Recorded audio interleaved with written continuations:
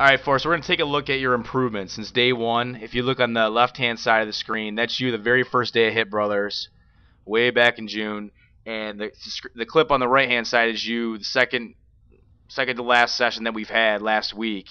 And I want to take a look and just show you the improvements that you've made as a hitter and the strides you've made, and really to show you how proud you should be of yourself. The number one thing I want to point you to is your negative movement and how you're getting in a much better attacking posture, and you're starting to move those hands further back. Take a look. I'm going to draw a blue box around your hands.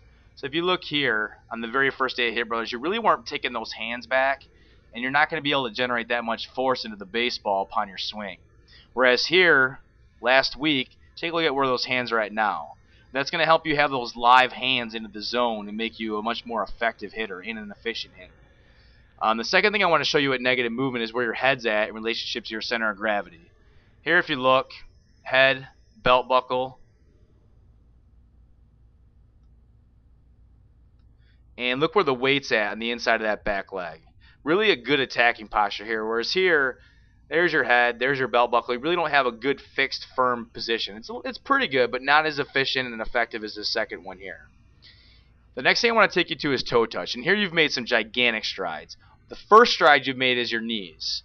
You've gotten to a 50-50 position at toe touch on this right hand side, whereas on the left hand side at toe touch, you can tell that most of your weight is on the back side of your knee. Take a look at here how a lot of pressure is on this back side of this back knee, whereas here your knees are 50-50. I'm going to go ahead and draw a straight line from knee to knee, and you can tell that you're 50-50 there.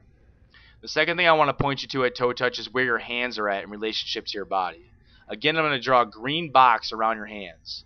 Look here how your hands are back, whereas here you really haven't drawn those hands back to create any force into your swing. So far, two things I've talked about is your great attacking posture at negative movement and your good attacking posture at toe touch, which is going to help you to be more efficient and more effective as a hitter. The last and final thing I want to talk about is your heel plant. Take a look at you there at heel plant. If you notice, you don't have a whole lot of separation from elbow to hip, which means you're not really going to add forces into your swing. Whereas here on the right hand side, last week, take a look at heel plant. Look right here at the great separation you have from hip to elbow. What that's going to do is, there you're talking about the principle of addition. So essentially you've already started to generate those hips, and the next step in your swing is to connect that elbow to those hips that have already started to generate. So you're adding a second force into your swing, making your swing more efficient and more effective. And that's